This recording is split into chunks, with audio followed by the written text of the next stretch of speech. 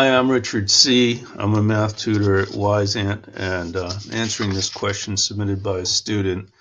This is a good question because it's the kind of thing that you're going to see in Algebra 1.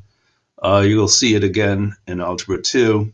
You'll see it again on the standardized test for college. This is a very, very popular problem for the SAT and the ACT both. SAT tends to emphasize this a little bit more than the ACT, but they both tests consider this to be core knowledge that you have to have. And so this is a good one for us to discuss.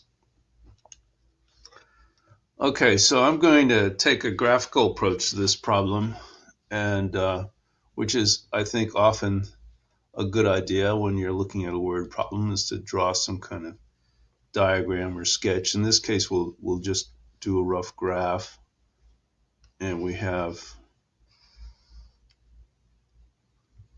this thing keeps bouncing around. Let's see what's going on here. I gotta figure out a way to get this over.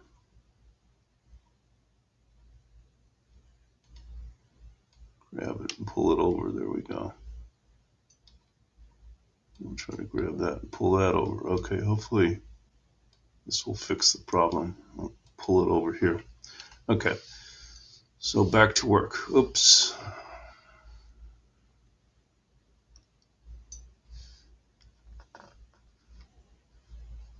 Okay, guys.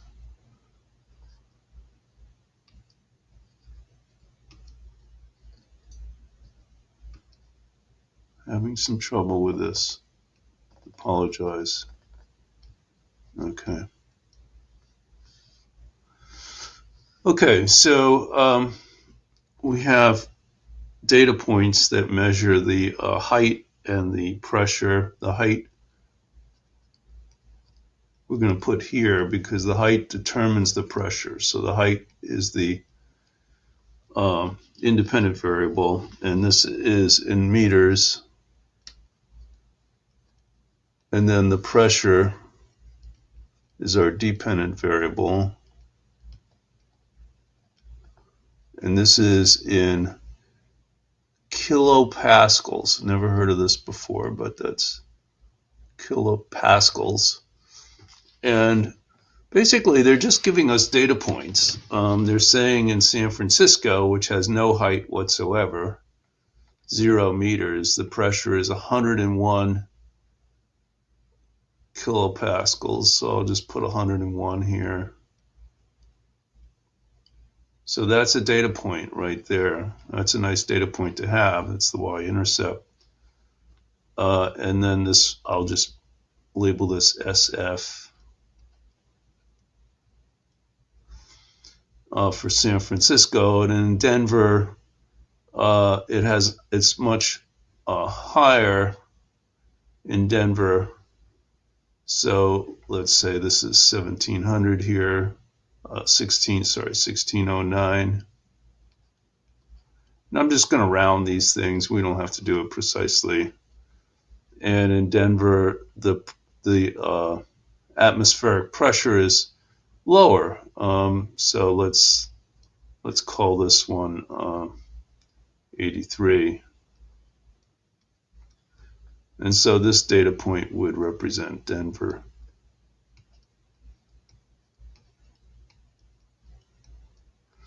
And now we want to fit the equation of a line to this.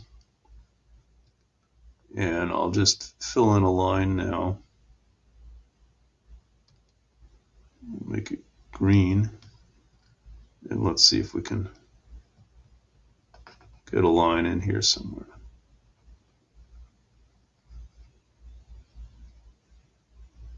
Okay, that's good enough.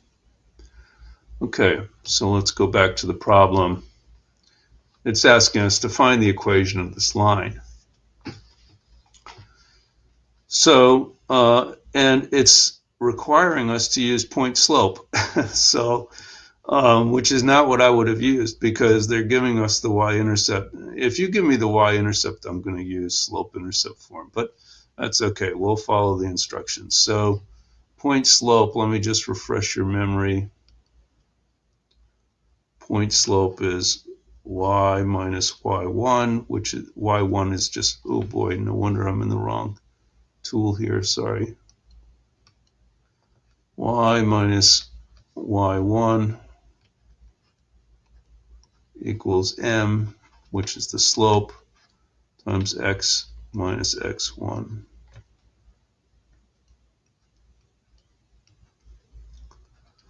So the first thing we have to do is find the slope, and then we can plug that in. So the slope is just y2 minus y1 over x2 minus x1. So I'm just assuming that you know all these formulas. Y2, sorry, minus y1 over x2. And so for this particular problem, it's going to be 83, which is Denver. This will be x2, y2 here. San Francisco is going to be x1, y1 here. So it's going to be 83 minus 101 all over 1609 minus 0. And so you get on your calculator and you're going to find that that turns out to be negative 0.011. And for some reason they're giving this answer to you in the body of the question. Normally that is not done. Normally you just have to find that on your own. So we'll use the point. For the point, I'm just going to use this San Francisco point, which is 0, 101. And I'll use that for my point slope formula. So I'm going to get y minus 101, just plugging in that point, is equal to, now I'm going to plug in the slope, negative 0.011 times x minus 0. So that's the point slope form of the equation. You know, I think it's kind of crazy to leave it like this, so I'm just going to just do what I would normally have done, which is negative 0.011 x plus 101, because that's slope-intercept form, and it's just the form that everybody's used to working with. But, you know, if they give you an instruction to do it a certain way, then you have to do it a certain way. So we followed the instruction, and I think it came out okay. So that's part one of the problem.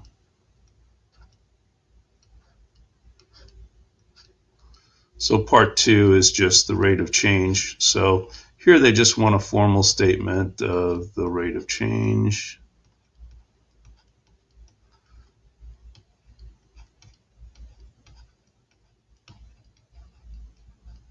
Is, and we just have to be careful with our units here. So it's going to be negative 0.011. It's just the slope. We just have to be careful with our units here. So it's going to be, go back up here and look. So it's this thing called kilopascals, K, P, A, per meter. That's the rate of change. So basically, as you increase the height by 1 meter, the pressure, atmospheric pressure, will go down by 0.011 kilopascals.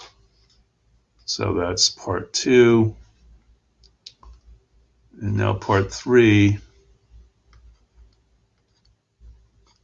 is Mount Everest, which is 8848 meters high. So that's, now this diagram's not drawn to scale, but this is going to be way out here, Mount Everest, 8848. So the slope is not drawn to scale. Obviously, the slope is much more steep than 0.011. So don't pay too much attention to this. This is a sketch. But what we do know is that the atmospheric pressure of Mount Everest, which is over here, must be below the atmospheric pressure of Denver, and the atmospheric pressure of Denver is below the atmospheric pressure of San Francisco. So let's go ahead and find it. So we have our equation here. So we're just going to plug in now. So y is equal to negative 0.011. Now the height of Mount Everest is 8848 plus 101. And so I'm going to get on my calculator. I didn't do this for some reason. I didn't do this in advance. So let me just do it now. Negative 0.011 times 8848, and then add that to 101. So the answer is comes out to be 3.672, and then of course this is in kilopascals kPa. So I'm not surprised that it's so low. It's going to be way the heck out here, and so it's going to be low.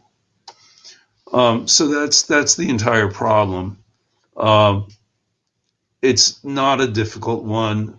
Sometimes these can be a little trickier, but this one has all the ingredients that you generally will see in a problem on what's called linear relations. So the topic of linear relations is covered all through both algebras, and you see it a little bit later even in math, and you see it all over the SAT and ACT. So just try to get good at this, and you should be totally comfortable with a question like this.